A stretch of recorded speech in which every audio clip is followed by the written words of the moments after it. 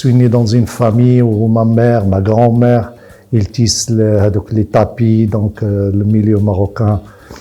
J'étais donc né dans les couleurs. Ma mère, à chaque fois, il teint les couleurs, il teint la laine.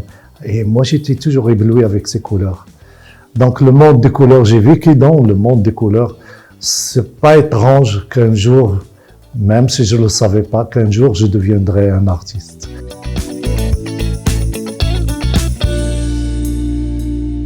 Un de ces jours, mes amis, ils sont venus à l'école des Beaux-Arts. Ils avaient l'idée de s'inscrire à l'école des Beaux-Arts.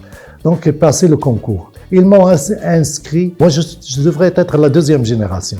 Première génération où il y a les Shibab, le Kahya, il y a Mlihi. Et nous, on venait, c'est la génération qui vient après.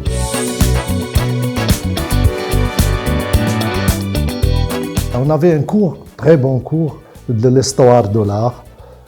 Et j'ai passé voir Picasso. Picasso, c'était connu pour nous, pour tout le monde. Je me suis intéressé à voir Picasso et j'ai commencé à faire des reproductions. On m'a demandé mes premières commandes. La première commande, c'était on m'a demandé une reproduction de Picasso. C'était La famille pauvre. C'était la période bleue. Et j'ai beaucoup aimé la période bleue où Picasso il dessinait ces gens-là, ces gens pauvres. C'était un peu de réalisme.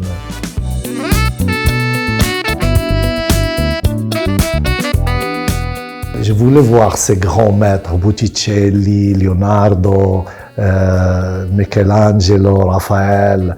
Je voulais voir ces frères. Et moi, ce qui me plaisait, c'est les fresques sur les murs. Et je voulais voir.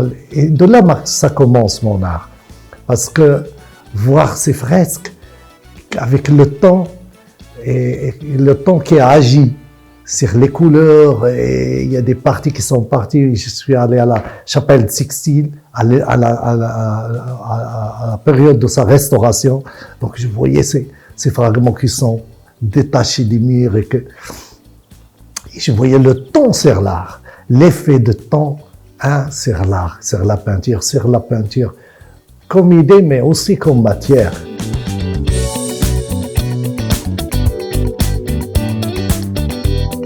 Le temps charge, le temps a des secrets. Ces vieilles photos, ils ont toujours un charme parce qu'ils racontent. C'est un trésor d'histoire et d'anecdotes. Donc ils sont chargés d'anecdotes et de temps. Ça parle de soi-même.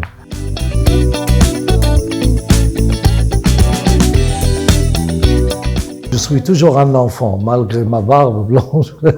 Je sens et je le sais, je suis toujours un enfant. J'ai beaucoup d'amitié avec les enfants, on s'entend très bien. Et les enfants, j'ai gardé le langage d'enfant. Pourquoi? Parce que je trouvais que c'est le langage le plus pur. Il est pur. Et moi, je voulais être pur.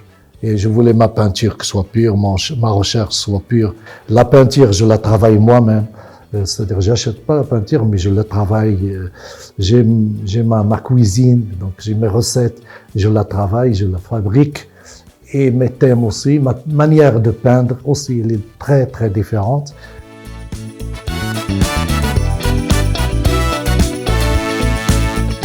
C'était un honneur pour moi d'être parmi les artistes qui étaient présents à l'inauguration du musée Mohamed VI. C'était beaucoup attendu. On avait soif d'avoir un musée, nous aussi, dans notre pays, un musée qui s'occupe de l'art contemporain. Surtout qu'il y a, alhamdoulilah, pas mal d'artistes qui sont à la hauteur des artistes dans le monde entier. Donc, ça m'a fait un grand plaisir de faire partie de l'histoire de l'art marocain. C'était pour moi un honneur. Et le bouquin, ça a été fait. On était reçus chaleureusement par notre roi Mohamed VI. Je m'en souviens, mon première rencontre avec le roi, c'était au musée. Et je m'en souviens de ses mots et de sa... Vraiment, c'était chaleureux.